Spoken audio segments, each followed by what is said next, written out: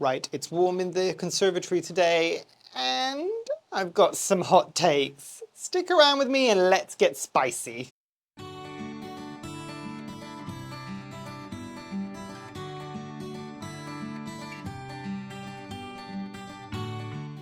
Hi, my name is Memo. This is my channel, Houseplantygoodness, and essentially it's a place where I like to geek out about my big passion. You might be able to see some of it behind me. It's tropical houseplants. So yes, I thought today, let's get a bit spicy. Now, I will preface this, as I always do, that none of this is personal. These are just my hot takes about a few topics that I feel strongly about. It does not mean that everybody will have the same feelings about this, and none of this is personal.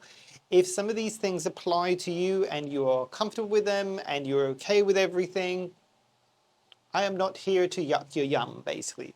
These are just some of the things that I feel like I need to get off my chest, and I encourage all of you, if you've got some of your own hot takes or spicy subject topics that you want to discuss, please do so in the comments down below. Obviously, try to be respectful of each other, but I don't know, sometimes these videos have a mind of their own, so do as you will. So I've got 7 hot takes that I want to talk about today. Some of these are regarding plants, some of these are regarding rules, some of these are regarding locations, equipment for plants. So it's a whole host of things that I want to clear the air on, at least as to where I stand. So without further ado, let's dive into it. So starting off strong with this one, I think this might ruffle a few feathers. So Alocasias. Specifically, I want to talk about the smaller, more diminutive Alocasias, the type that are more, I think they're considered kind of jewel Alocasias rather than the big kind of huge Alocasias that you might get, it depending on your location, in kind of gardens and stuff like that with the big kind of elephant ear leaves. This also applies to Colocasia, and this also applies to Caladiums to a certain point. Sorry, I had to shift that grow light out of my way because I just realized it was in screen. Luckily this time around I remembered to switch it off. So yes, Alocasias for me, and this is my spicy take on this, these are not beginner plants. I would go as far as saying even some of the larger varieties, so the Alocasia odorata, I think it is, and if I find pictures and videos, I will add some examples here. Even those can be a bit challenging if you really, truly do not know what you're doing. And by beginner-friendly plants, I mean people that have never touched a house plant or had to deal with a house plant before, and you'll find some of these plants all over the place. We've done great things as a community to make a lot of the slightly harder to find Alocasia, especially the jewel varieties, much easier to find these days in most plant related stores. So either a plant store, a garden center, a supermarket, even big box stores, basically. So before, you used to be able to find 1 or 2 different types of Alocasias. Now you can find a plethora of them. And a lot of the times, they are not priced particularly expensive. So a lot of people, when they're first starting off, going, oh, this is really cool. This could be a statement plant. Let me take this home and promptly kill it. Or promptly get a whole host of pests, or overwater or underwater, all of these things. These types of plants, again, in my humblest of opinions, are not beginner plants. Does that mean that I don't think that beginners can grow these plants successfully? No! I was a beginner at some point, and I grew these plants quite successfully. Granted, I will say I've always had better success with the bigger type Alocasias rather than the more diminutive relatives, which tend to be the jewel Alocasias. And by jewel Alocasias, I'll give you some examples. So the black velvet, the dragon scale, so on and so forth. There are a lot of these kind of different species, hybrids, cultivars of Alocasias out there that people can purchase. And as I said, this applies to both Colocasias and Caladiums. They, in my humblest of opinion, are not easy care or even necessarily beginner plants for everybody. I don't have to keep like caveating this, but conditions might vary and some of these things might not apply to everybody. But for me, at least, every time I see somebody who's a beginner try to attempt to grow some of these plants, I'm sitting there in the corner going, Because a lot of people will do that if they've been around for a while when people buy Calatheas. And I know this is a hot topic because a lot of people have grown them successfully, but nobody gives the same reaction to Alocasias. And in my opinion, I think they can be as challenging in a different way as some prayer plants can be. Oh, and this is one about locations. So, one of my big pet peeves, or hot take, depending on how you want to consider it, is that if you are going to be getting plant care advice for a specific plant, it needs to be location specific. And I'll kind of explain what I mean by that. So, and I've seen this from so many people in the comments. A lot of the times, they don't tend to be location specific. So let me give you an example. If somebody's kind of living in a very, very arid location. So when I was growing up in Cyprus, that's almost, people think Cyprus, Mediterranean, think a bit more like Greece and things like that. Yes, it can be, but Cyprus tends to lean more, and the people that have lived there will probably agree with me, tends to lean more towards the climate of Egypt. And when you think of Egypt, you think of desert locations. I am aware that not the entirety of Egypt is desert, but same thing goes, is it Arizona in the States as well? So there's different places all over the world where they tend to be either very hot, very bright, very dry, all of these things.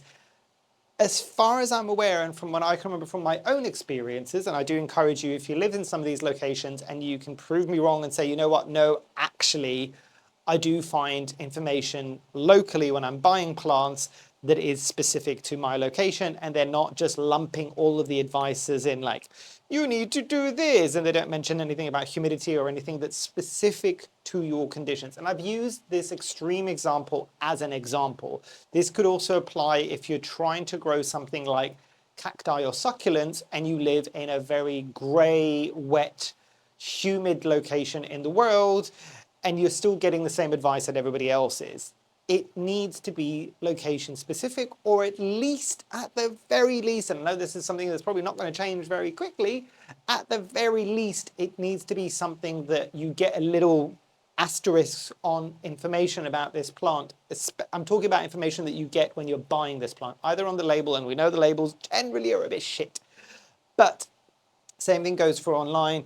There could be a little asterisk to say, these are the conditions that these information is for. If you are in a different condition, different things will apply, basically. Even that would be enough for a lot of people to just kind of go, oh, okay, so it's probably going to be different from me if I'm living in a desert-like condition versus somebody like myself who's living in wet and grey UK for a lot of the time. So it grinds my nerves like nobody's business, because it's just like you are literally setting up people for failure there, because even if you are trying to do the right thing and give them some good advice, that is just not good advice, because it's not going to apply in the same way to them, because their climate and their location is going to be different. And that's why I'm saying maybe I'm not being too dramatic and saying it needs to change everywhere, but the least that some of these places could do is make it location specific. So if I'm in the UK, I'm expecting to get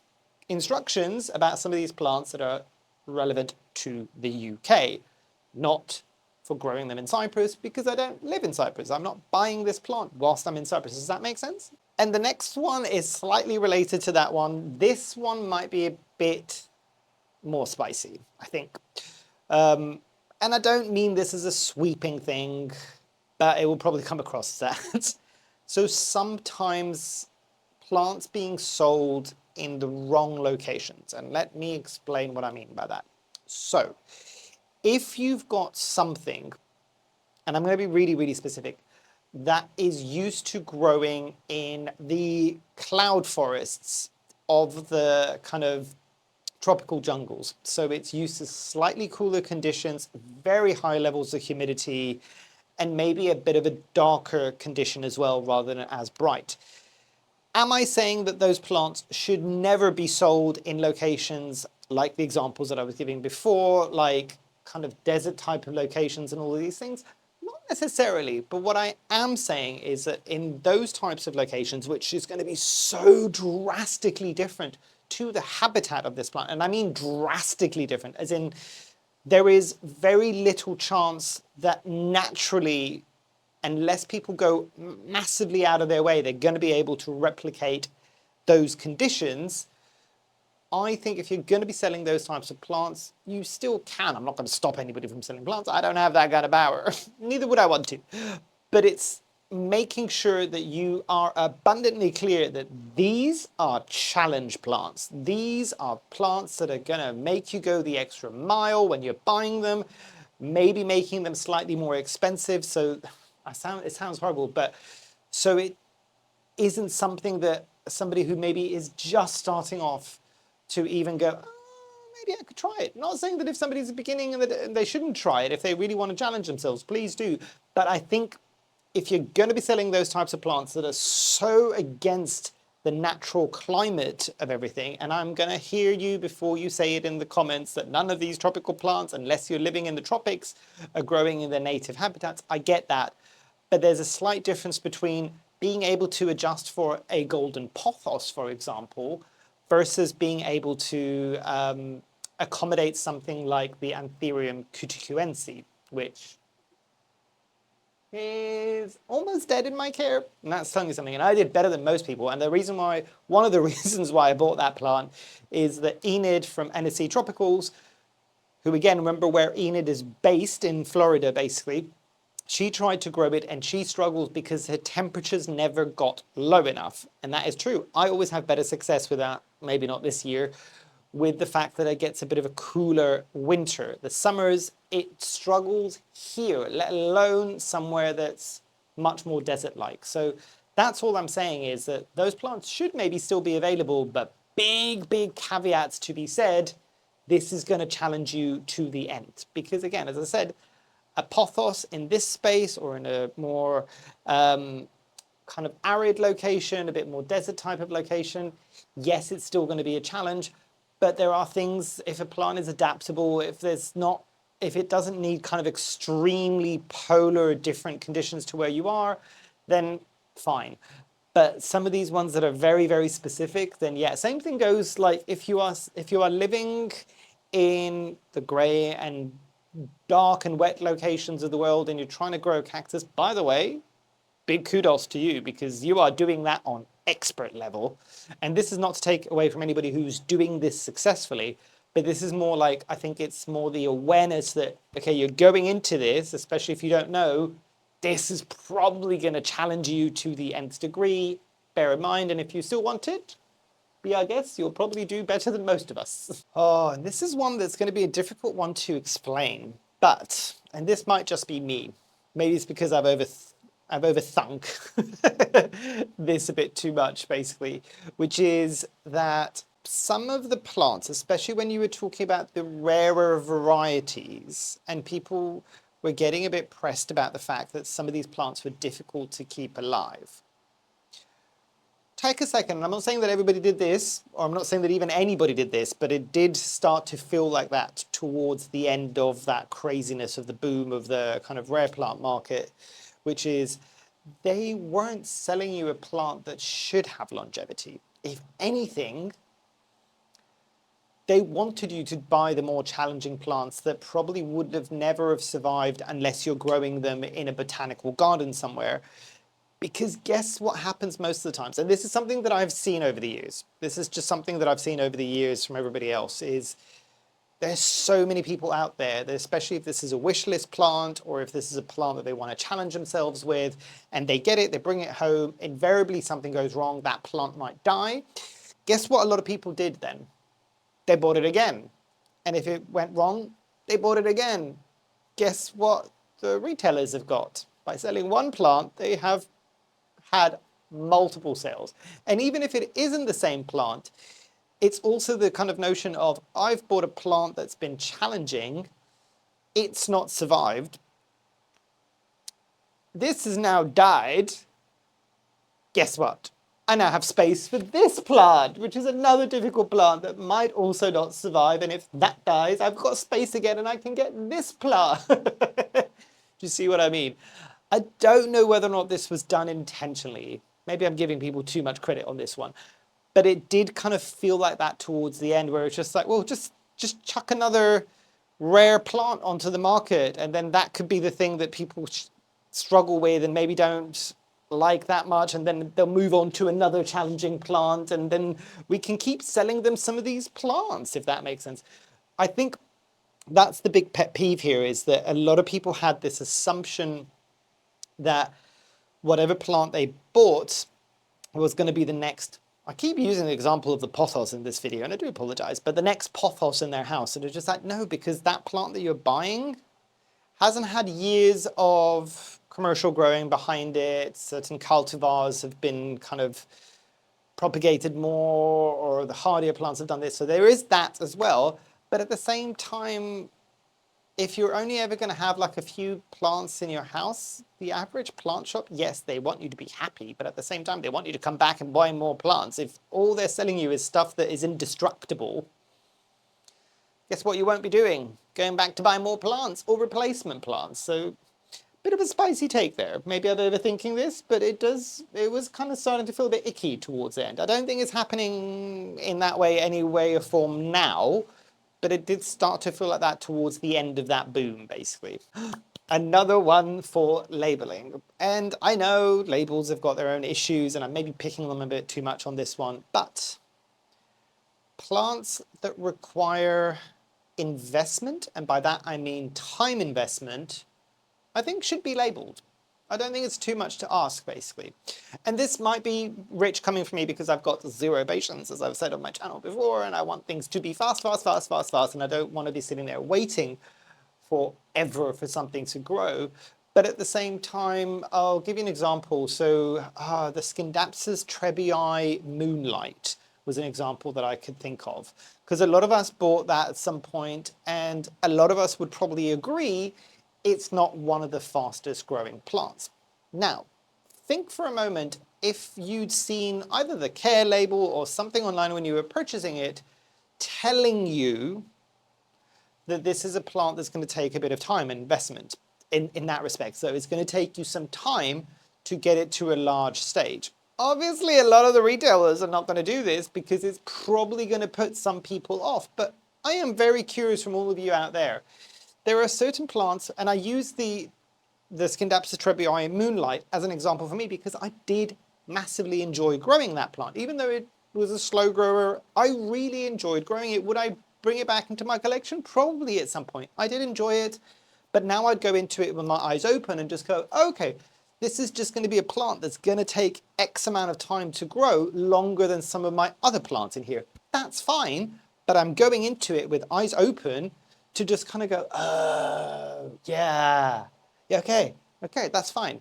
But again, as I said, I think a lot of the times it's because maybe some of the retailers are worried that if they tell people that this plant is going to be a long time before it starts looking anywhere to what they expect it to be in terms of lushness, they might not get as many sales, especially because a lot of these slower growing plants, and this is usually how you can tell, is if you're seeing a relatively small plant that isn't rare or isn't difficult to find on the market, but for some reason it's on the more expensive side. I'm looking at you, Aspidistra or cast iron plant, which is a painfully slow growing plant. That can be quite expensive for not very much plant. That's usually your first clue at going, okay, this is probably a slow growing plant because it has taken X amount of time for even the grower to get it at the stage where it's ready for sale to me. I need to bear that in mind. But I think some clear labeling or clear mention of that on product pages online, if you're buying your plants online, would actually not go amiss. I think a lot of people wouldn't necessarily be put off with it. There's going to be people that are going to be put off with it, but those people would be the people that are going to be salty about the fact that that plant took forever to grow anyway. So I'm trying to solve everybody some grief by saying it this way. So maybe sometimes just saying that, you know what, this is going to take some time. Ooh, ooh, ooh, ooh, ooh. And also the example of, and I know there's a lot of people that are pro getting kind of seedling type plants, but seedling and anthuriums, because we all know by this point that when you're buying a seedling anthurium, especially because that's an easy way for retailers to get you a seedling or get you an anthurium that you really want for not a lot of money that you would maybe pay for the adult plant or the more mature plant, But I do think that it still needs to be said there for people that are just getting into this a bit more, or getting into trying something like a seedling anthurium, that plant is not going to look anything like what you think it's going to look like, which is the more mature form of that plant, for a good few months or even years. So you're going to be looking at something that looks a bit nondescript as a seedling for some time. It's also going to be more challenging to grow because I'll give you an example. So for example, I had I can't remember what it's called now. I'm looking at it, the Anthurium clarinarium Delta Force. So I got that as a seedling. I knew what I was getting into for that one. That one's looking busted as nothing, and that has been so much harder to grow, for me at least, than the clarinarium, which is kind of where its kind of lineage originates from as well. So I think something like that, or mentions of that online or in the stores, that you know what, you're getting a juvenile plant, it's probably going to take a while before it gets to what you want it to look like. And as I said, there are good reasons for this. I am lumping a lot of because I'm seeing a lot more growers now, or plant shops selling tissue culture type seedlings as well. There are extra steps that people need to take for that, and there's also gonna be a waiting period before that plant gets anywhere near to the size that they want it to be, basically. So that for me is a bit of a hot take. I just tell people, just let them know. You might think it's dumb, you might think everybody knows it, especially if you're buying these plants. Does it hurt you to add an extra couple of words or a sentence somewhere? Probably not, and at least people know what they're getting into before they get into it. Oh, and the next one is something that I think maybe it's just me, but I'm going to say this is my hot takes video. So net pots. So I've rediscovered, or I've come back into love with my net pots. And I say this with my full chest after a good few years now of using clear pots, even the ones with the holes in them.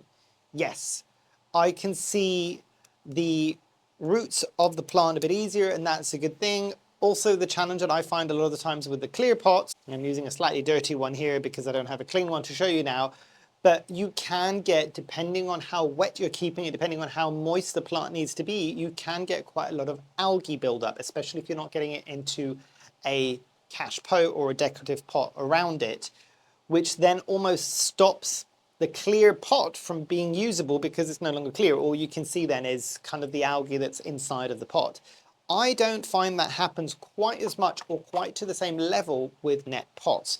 The other thing that I will say, and I'm looking back now because I've been in a very kind of, reminiscent kind of mood recently, especially when it comes to my plant collection. And I was looking back and going, I was doing okay with a lot of anthuriums for a long period of time, not just when I was growing them in semi-hydro, but when I was growing them in soil as well. And I was like, what has changed? What has happened? I did what everybody else started doing, which was putting them in clear pots. You get to control the moisture a bit more. Yes, the downside of something like a net pot is that it will dry out a lot faster, and also it doesn't work with very, very fine soil types and soil type of plants because you will get spillage happening out of it. However, I will say this for a fact, looking back on it, all the success that I had with anthuriums in soil and in semi-hydro was net pots. Now my bugbear for this isn't the fact that why am I not using net pots? I do want to use net pots again, but I was looking at it getting some net pots recently, hoping that because it's been years when these started trending, and I know that a lot of times they're used predominantly for kind of aquatic plants or pond type plants, and these were expensive. I can confirm, many years later now, it's still inexpensive. And I'm just sitting there going, I get it, but I've also, some people might not know this. Many years ago, I used to do marketing for a product innovation company, which just basically meant I used to sit in rooms with product designers before they designed things and sent them over to like the factories in China to be made.